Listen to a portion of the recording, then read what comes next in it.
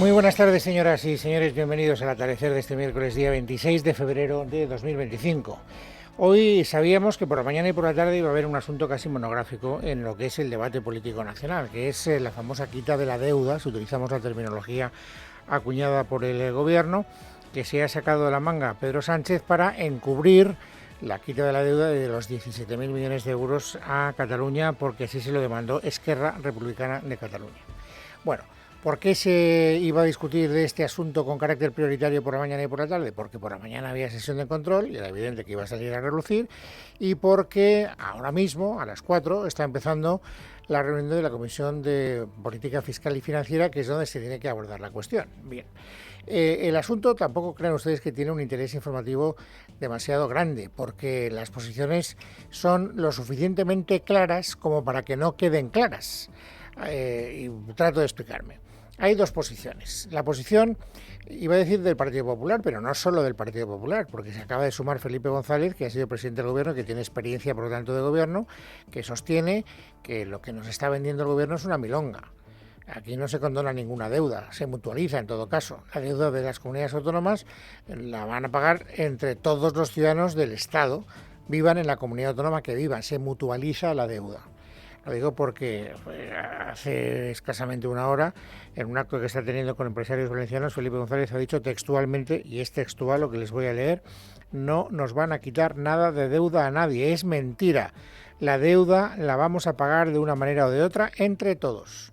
Felipe González, no Partido Popular, no Feijóo, no Isabel Díaz Ayuso, no, Felipe González, presidente del gobierno durante 2 décadas en representación del Partido Socialista. Bien, por lo tanto, esta es una posición.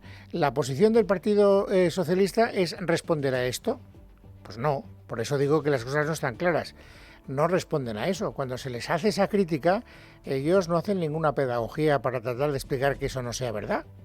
No, sencillamente, balones fuera. No, esto es bueno, y ahora que el Partido Popular explique por qué no quiere votar a favor de lo que ellos siguen llamando la condonación de la deuda. Y es que ha sido, de verdad, muy frustrante, una vez más, ver cómo de repente un debate que se podría abordar con una cierta inteligencia y con una cierta profundidad para que los ciudadanos se aclararan y tuvieran una idea clara, pues acaba siendo una especie de partida de, yo qué sé, ya no de ping-pong, de frontón. Porque el Partido Socialista devuelve todas las pelotas sin hacer nada, ¿no? Se pone a modo parí. Bueno, fíjense, durante el lance parlamentario, que siempre tiene más interés en los miércoles, porque es el que protagonizan el jefe del gobierno y el jefe de la oposición, esto ha salido de rondón, porque como luego veremos, Feijóo iba más por la política exterior, pero aprovechando una subordinada, pues ha vuelto a decir lo mismo que Felipe González: no nos cuente milongas, esto no lo vamos a dejar de pagar, lo que pasa es que lo vamos a pagar entre todos. Los andaluces van a pagar la deuda andaluza y la del resto de las comunidades autónomas, y así sucesivamente. Bueno, y entonces, cuando se ha producido esa introducción, Sánchez ha querido responder. Pero para ir al fondo de la cuestión, no. Aquí viene la frustración de la que les hablaba hace un instante, para decir esto. ¿Usted de verdad ha pensado lo de la condonación de la deuda? ¿Lo ha pensado en serio, señoría?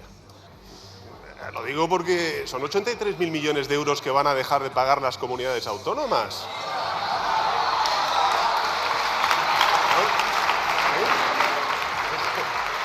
Yo lo que le digo, señoría, es que no le vaya a pasar como con las pensiones y la revalorización, que queda atrapado en sus propias contradicciones. Piénseselo mejor, señoría. Piénseselo mejor. Bueno, el problema es que lo que está diciendo el señor Sánchez no es verdad. Objetivamente no es verdad. O sea, decir, es un bulo, como él diría, porque es la palabra que ha puesto de moda. O por lo menos no es toda la verdad, claro, cada uno la interpretará de una manera. ¿La van a dejar de pagar las comunidades autónomas? Bueno, la van a seguir pagando los ciudadanos que viven en las comunidades autónomas. Las va a pagar el Estado, las comunidades autónomas forman parte del Estado. La vamos a pagar entre todos, lo ha dicho Felipe González. Por eso, vuelvo a repetir, me parece muy frustrante que el gobierno no quiera aclararle a los ciudadanos qué hay de verdad en lo que está denunciando el principal partido de la oposición, que no solo es el principal partido de la oposición, lo vuelvo a repetir, también lo está diciendo Vox, también lo dijo ayer Junts por Cataluña. Si no hay un sorpresón mayúsculo, y ya con Junts yo no me atrevo a hacer ningún pronóstico, en la reunión que está empezando ahora mismo, en la Comisión de la Política Fiscal y Financiera, Junts votará en contra. precisamente por el mismo argumento, diciendo, oiga, no, esto es mutualizar y además nosotros no queremos que nos condonen 17.000, sino la totalidad de la deuda, ¿no?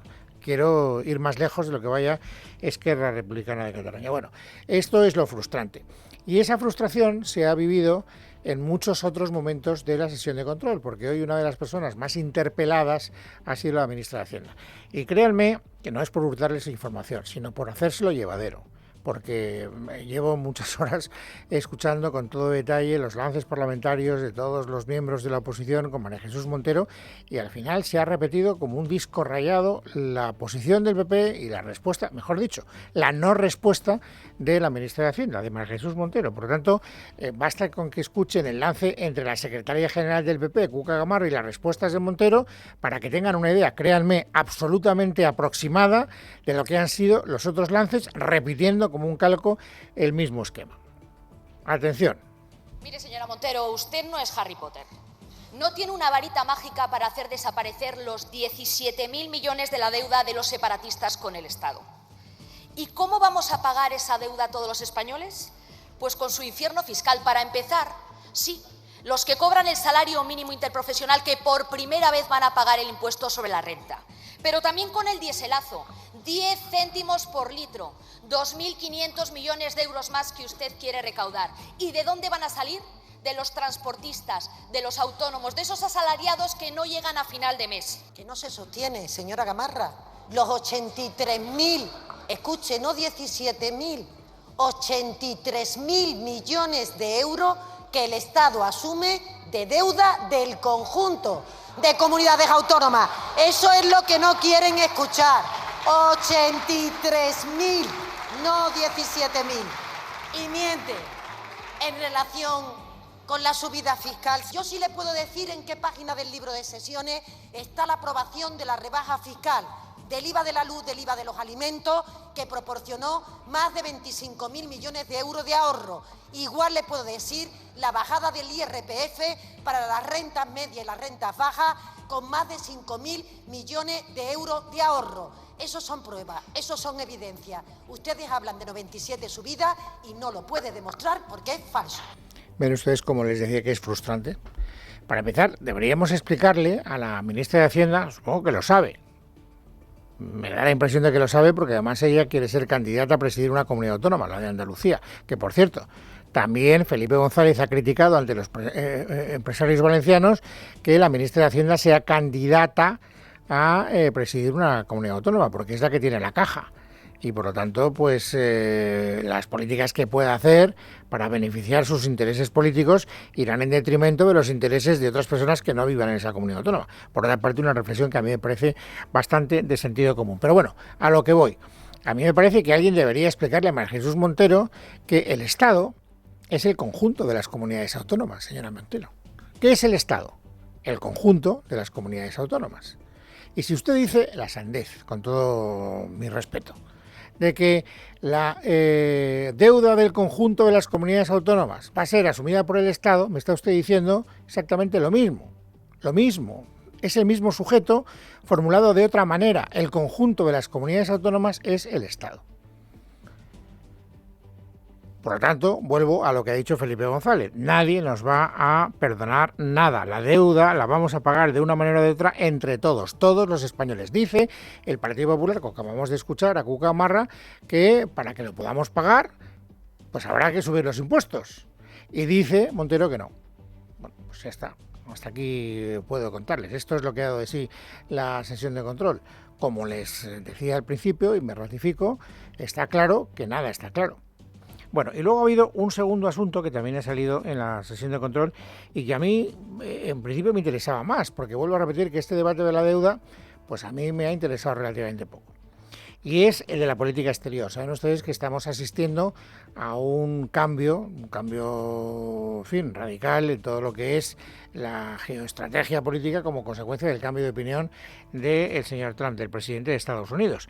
Y eso tenía que salir a relucir en la sesión de control. Y de eso es de lo que han hablado el señor Feijóo y el señor Sánchez. Y este es el resumen de lo que se han dicho. Señor Sánchez, ¿cree que su coalición de gobierno formada por nacionalistas, separatistas, comunistas y Sortu Bildu ¿Es la adecuada para la situación política actual dentro y fuera de nuestro país? Yo creo que sí, porque al final los resultados son los que avalan la gestión de este gobierno. Un gobierno de Sumar y un gobierno del Partido Socialista, de coalición progresista, como usted bien ha dicho. Mire, señor Sánchez, su gobierno ha vuelto a romper ayer la disciplina de voto. Y usted no tiene ni autoridad para cesar a los ministros o a la vicepresidenta que vota en contra de sus propuestas. ¿Quién cree que le va a apoyar en la política exterior y de defensa si no la pacta con el partido mayoritario de la Cámara?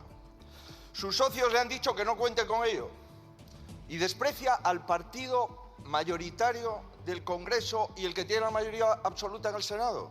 Vamos a hacer un ejercicio de abstracción y vamos a imaginarnos que el pasado 23 de julio de 2023 hubieran sumado el Partido Popular y los señores de Vox. Tendríamos de vicepresidente del Gobierno al señor Abascal, defendiendo los aranceles de la administración estadounidense contra Europa. Tendríamos al señor Pons como ministro de Asuntos Exteriores diciendo que el presidente de Estados Unidos es un ogro naranja. No lo digo yo, lo dice el señor Pons.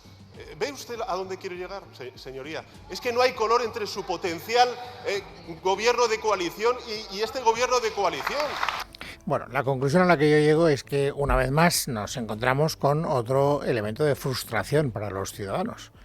Porque a mí me parece que en este asunto concreto es verdad que ha tardado, pero más vale tarde que nunca. Al final, Núñez Feijóo pues entiende que tiene que fijar una posición y que la posición que defiende, esto me lo han oído decir durante los últimos días con bastante reiteración, es básicamente coincidente con la posición que defiende el Partido Socialista.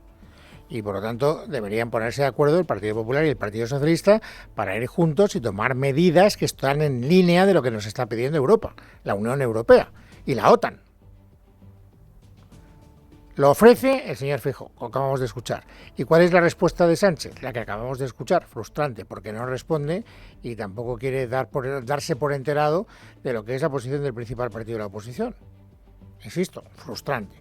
Ha habido un segundo intento, que es el lance parlamentario que han protagonizado la ministra de Defensa y el portavoz, o uno de los portavoces del Partido Popular, Borja Semper y Margarita Robles. Ya les anticipo la conclusión. Frustrante. Sabe usted que vivimos un momento crucial de redefinición del orden internacional. Y lamentablemente lo hacemos con el peor gobierno posible, un gobierno débil y un gobierno dividido. Reforzar la defensa europea, defender la libertad de Ucrania, que es defender la libertad de todos, exige por parte de nuestros socios internacionales, fundamentalmente de nuestros socios europeos, determinación, exige coraje, exige unidad, inteligencia, diplomacia, precisamente los atributos de los que este gobierno carece absolutamente. A mí me gustaría que ustedes a veces asistieran a reuniones internacionales y vieran el altísimo concepto que se tiene de España y de sus Fuerzas Armadas. Créame, siéntase orgullosa de ello. Esto no es un tema de un gobierno, esto es un tema de Estado, es un tema de España. Y España tiene que estar firmemente comprometida, como lo estamos, con la paz y la seguridad. Y espero que ustedes apoyen al Gobierno en esa materia. ¿Usted puede asegurar, está en disposición de asegurar que todos los miembros de este Gobierno comparten la misma visión sobre la OTAN? ¿Comparten la misma visión y la misma posición política sobre la defensa internacional, sobre el papel de España en Europa? ¿Comparten la misma opinión sobre Occidente?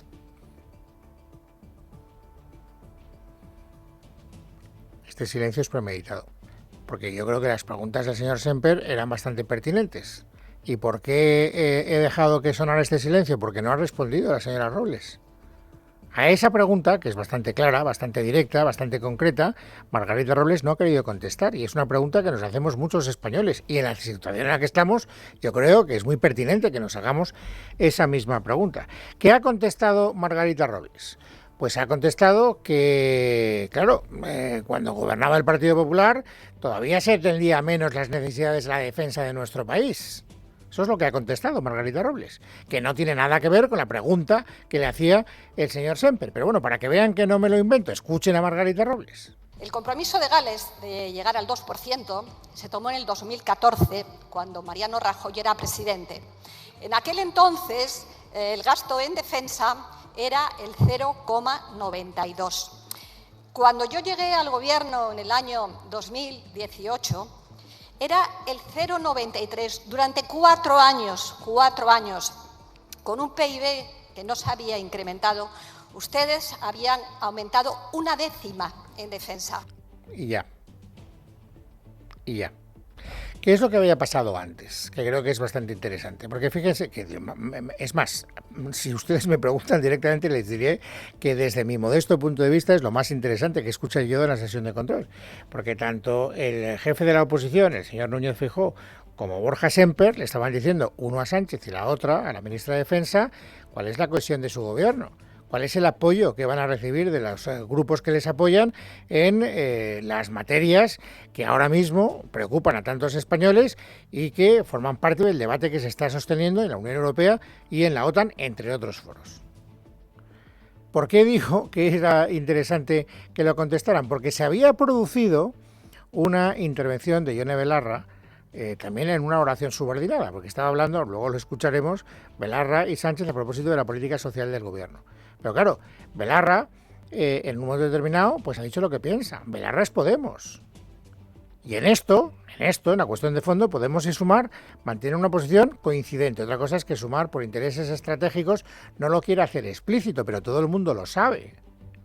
Podemos sí, Podemos no tiene ningún problema en hacerlo explícito. ¿Qué actitud mantiene la izquierda, los grupos que están apoyando desde la izquierda al gobierno de Sánchez en la materia de el cambio de política internacional que está marcando Trump en la Casa Blanca? Escuchen a Belarra. Le ha obligado Junts a comprometerse con el fascista de Trump, con la OTAN y con los Estados Unidos de América a un aumento sin precedentes del gasto militar hasta alcanzar el 2% del PIB. Cuando ese fascista nos obligue a que sea un 5% del PIB, ¿usted lo va a aceptar también? Esta es la posición de Podemos. Por lo tanto, insisto, es pertinente que el principal partido de la oposición interrogue al presidente del gobierno a propósito de la coherencia que hay en el gobierno en esta materia. Yo creo que naturalmente sí, y por eso es frustrante que el presidente del gobierno y tampoco la ministra de Defensa hayan querido responder a las preguntas que les han formulado. Pero bueno, están pasando más cosas en la política nacional. Por ejemplo, hoy hemos sabido que el fiscal del Tribunal Supremo que está investigando al fiscal general del Estado, el juez del Tribunal Supremo que está investigando al fiscal general del Estado, vuelve a ratificarse que hay bastantes indicios que apuntan a que la famosa filtración por la cual está siendo investigado el fiscal general del Estado salió del fiscal general del Estado, Miguel Ángel Pérez. Buenas tardes. En un auto 21 páginas al que ha tenido acceso a Libertad Digital, el magistrado del Tribunal Supremo, Ángel Luis Hurtado, detalla que para mantener la imputación de Pilar Rodríguez podemos fijarnos, dice, entre los pasajes que hay en el auto recurrido, en la relevante participación que tuvo para hacer llegar en la noche del día 13 de marzo el correo litigioso de 2 de febrero de 2024 desde el fiscal Julián Salto hasta Álvaro García Ortiz, o su intervención no ya aprobando la corrección de la nota informativa que se difundió la mañana del día 14, sino por la mención a un poquito de cianuro que quedó con ganas de incorporar, como respondía Álvaro García Ortiz en un WhatsApp. En cuanto al propio fiscal general del Estado, el magistrado destaca los indicios que apuntan al interés que mostró por hacerse con el correo de 2 de febrero de 2024 y que 5 minutos después, inmediatamente de cerrar el círculo, apareciese filtrado su contenido en un medio de comunicación. También señala que se tuvo en cuenta su participación en la elaboración de la nota informativa del día 14 que siempre ha admitido. En un segundo auto, el magistrado acuerda archivar provisionalmente las actuaciones respecto al fiscal de la Secretaría Técnica, Diego Villafañe, por considerar que no hay indicios suficientes contra él. Bueno, y también hay otro asunto que tiene que ver con una investigación judicial, en concreto la que está, digamos, llevando a cabo el juez Peinado a propósito de es que no sé cuál sería la palabra que no me comprometa, del comportamiento, de la conducta presuntamente irregular de Begoña Gómez a propósito de su vinculación con la Complutense. Bueno, hoy el juez ha interrogado a Cristina Álvarez, que es la que actuaba como asesora de Begoña Gómez, pero ya no en calidad de testigo, sino en calidad de investigada. ¿Y qué ha dicho Cristina Álvarez? No mucho, bastante poco. Noelia Bautista. Ni ha influido sobre alguien ni utilizó su puesto para sacar beneficio. En estas premisas ha basado la asesora de Begoña Gómez, Cristina Álvarez, su defensa en la comparecencia como investigada ante el juez Peinado. Declaración que ha durado tan solo 10 minutos y en la que ha admitido solo preguntas de su abogado. Ha sido este quien le ha preguntado si realizó alguna gestión relacionada con la cátedra de la Universidad Complutense de la Mujer del Presidente antes de la firma del convenio de creación en octubre de 2020. La respuesta de Álvarez, pues que ella ni ha influido sobre ningún trabajador de la Complutense ni de ninguna empresa patrocinadora para obtener nada para ella o para la esposa de Pedro Sánchez. Ha dicho también Álvarez que no se prevalió de su cargo para ninguna solicitud y para apuntalar su versión. Ha señalado que no conocía a nadie dentro de la universidad o de las empresas patrocinadoras antes de la creación de la citada cátedra. Subrayar que el pasado 20 de diciembre, cuando declaró como testigo, aseguró que fue Begoña Gómez quien contactó con ella para contratarla y que se le nombró asesora para que le atendiera tanto con sus temas oficiales como privados. Dijo también Álvarez que no pasó procesos selectivo a algunos. Sobre los temas privados, reconoció haber enviado emails relacionados con la actividad privada de Begoña Gómez, así como haber mantenido conversaciones con el vicerrector de planificación de la UCM, pero siempre después de que se creara esta cátedra. Por cierto, que en uno de esos correos sí trasladó a la empresa Reale en febrero de 2024 el interés de la mujer de Sánchez en que siguieran patrocinando su cátedra. Bueno, y luego hay un protagonista del que no nos podemos olvidar hoy, que es Carlos Mazón, el presidente de la Comunidad Autónoma Valenciana. Ya saben que hay una jueza que está investigando la presunta negligencia de la Generalitat Valenciana durante el infausto recuerdo del Día de la Dana. Y en ese sumario se constata que la mayoría de las muertes se produjeron antes de que se enviara la alerta, que fue muy tardía. Por eso tiene mucho interés que hoy Carlos Mazón, el presidente de la Comunidad Autónoma Valenciana, haya terminado reconociendo que él se incorporó a las reuniones de la CECOPI a las 8:28 de la tarde, cuando ya se habían producido el mayor número de muertes, cuando ya muchos alcaldes habían pedido a través del teléfono ayuda porque estaban afrontando una situación absolutamente difícil de contener. Y lo peor de todo es que Mazón, cuando ha hecho esta rectificación, porque dice que no es una rectificación, pero es una rectificación en toda regla, lo ha hecho además con una cara, en fin, que no me atrevo a calificar. Ángel Hernández. Las contradicciones en la versión del presidente de la Generalitat, Carlos Mazón, siguen aumentando. Según las últimas declaraciones, este miércoles Mazón afirmó que llegó al CECOPI a las 8:28, es decir, 17 minutos después de que se enviara la alerta masiva a los móviles a las 8:11. Sin embargo, esta versión contrasta con sus declaraciones anteriores, donde aseguraba de manera rotunda que había llegado pasadas las 7 horas. Llegué a las 20:28. A las 20:28 llegué al CECOPI. ¿Y por qué cambió la versión? Dijo que pasadas las 7... ¿Pero quién cambió la versión? ¿Pero quién cambió la versión? De verdad es que no entiendo el cambio de versión cuándo es. Evidentemente las 20:28 son después de las 7:30. Es un hecho fáctico, ¿no? No solo eso, la jueza encargada de la investigación, Nuria Ruiz Torriba, ha desmentido la versión de Mazón. Según testimonios y denuncias presentadas por familiares de las víctimas, entre las 6 y las 8 ya había personas atrapadas y ahogadas por las inundaciones. Esto contradice la afirmación del presidente de que la emergencia comenzó a las 7. Independientemente de la hora a la que empezase, cabe recordar que a las 2 del mediodía había numerosas imágenes de zonas inundadas. Yo me incorporé personalmente cuando ya se vio que venía esa revolución hidrológica a partir de las 7. Es que hasta las 7 menos cuarto la Confederación no avisó de esa crecida tan espectacular del río. Además, las dudas sobre el paradero de Mazón durante esta tarde no hacen más que aumentar. Primero dijo que estuvo en su despacho a partir de las 5, luego cambió a las 6. También se supo que estuvo en una comida privada con una periodista de la que se separó antes de las 6. ¿Estuvo realmente en su despacho como asegura o no llegó al CECOPI hasta que la situación ya era crítica? La consellera de Emergencias, Salomé Pradas, admitió no saber que existía el sistema ESALERT, lo que evidencia fallos graves en la coordinación. Mientras tanto, Mazón insiste en que la alarma le sonó en el coche cuando se dirigía al CECOPI, intentando así eximirse de responsabilidad judicial, aunque su credibilidad política queda en entredicho. Aún así, a pesar de la hemeroteca, Mazón asegura ante los medios que nunca ha cambiado de versión. ¿Cuándo he mentido?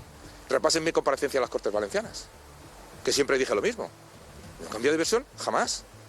Son otros los que aseguran que me vieron y es mentira. Son otros los que aseguran que paralicé una reunión y es mentira. Son otros los que dicen que interferí o que di la autorización previa y es mentira. Los que tienen un problema de credibilidad son los que se ha demostrado una y otra vez. Los que dicen que estaba incomunicado son los que han dicho las mentiras. Una y otra vez, 4 meses seguidas.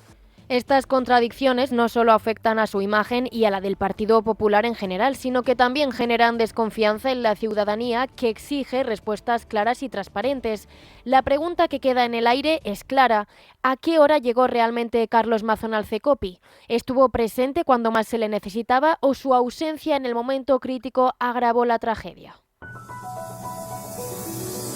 Bueno, pues es miércoles, es 26 de febrero de 2025. Vamos, amigos, rápidamente a completar ahora el paisaje informativo sobresaliente del día. Ángeles Hernández, de nuevo, bienvenida, buenas tardes. Buenas tardes, Luis. La Audiencia Provincial de Madrid ha llevado a cabo la 7ª audiencia del proceso judicial contra los empresarios Alberto Luceño y Luis Medina, quienes se enfrentan cargos por un presunto fraude al Ayuntamiento de Madrid durante los primeros meses de la pandemia. Se les acusa de haber obtenido ilegalmente 6 millones de euros en comisiones a través de 3 contratos de compra de equipamiento médico. La Fiscalía solicita una condena de 15 años de prisión para Luceño por los delitos de estafa, falsificación de documentos y fraude. Luceño asegura que nunca supo la cantidad que se le iba a proporcionar.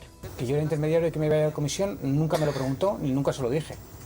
No voy diciendo lo que se gana, y aparte es que tampoco sabíamos lo que íbamos a... O sea, yo no sabía lo que se me iba a retribuir. Más cosas. El ministro de Política Territorial y Memoria Democrática, Ángel Víctor Torres, ha reiterado este miércoles en el Congreso que ya ha desmentido con pruebas las acusaciones vertidas por el presunto conseguidor del caso Koldo, Víctor de Aldama. El ministro se ha mostrado muy rotundo en sus declaraciones. Porque la semana pasada demostré con certificados de vuelo, que no con tarjetas de embarque, que puedes subir o no en un avión, sino certificados de haber volado, que yo no estaba en pisos con mujeres explotadas sexualmente, sino que estaba en mi casa durmiendo con mi familia, señoría. Y después de hacer esa rueda de prensa ustedes, el Partido Popular seguía manteniendo la difamación. Por tanto, yo le pregunto a usted, señoría, si el Partido Socialista, sabiendo de que es falso, dijera lo mismo de su marido o de usted, ¿usted qué haría, señor? La Comisión Europea ha solicitado a todos los Estados miembros que reduzcan los impuestos aplicados a la electricidad y eliminen aquellos gravámenes que financian políticas ajenas al sector energético. El propósito de esta medida es disminuir el coste de las facturas tanto para los hogares como para la industria. Esta propuesta la ha presentado Teresa Rivera, quien durante su etapa en España impulsó el cierre de centrales nucleares. Verónica Jorro. La Comisión Europea ha instado a los Estados miembros a bajar los impuestos sobre la electricidad y a eliminar aquellas tasas que financian políticas no relacionadas con la energía, con el objetivo de abaratar las facturas de los hogares y de la industria. Es lo que señala el Pacto para una Industria Limpia, que ha presentado hoy el Ejecutivo Comunitario con Teresa Rivera a la cabeza. Es difícil dar una cifra concreta porque depende de cómo implementemos las diferentes medidas, pero sabemos que aplicando de manera consistente este enfoque podemos impulsar el crecimiento y el empleo, como ha sido el caso, por cierto, en España, dice Rivera, que además añade que hacer más asequibles las facturas energéticas significa ser coherentes con la fiscalidad y reducir el riesgo de las inversiones para acelerar la transición energética, y por eso anima a aplicar medidas como periodos de amortización acelerados para que las inversiones limpias resulten, dice, más atractivas desde el punto de vista financiero para las empresas.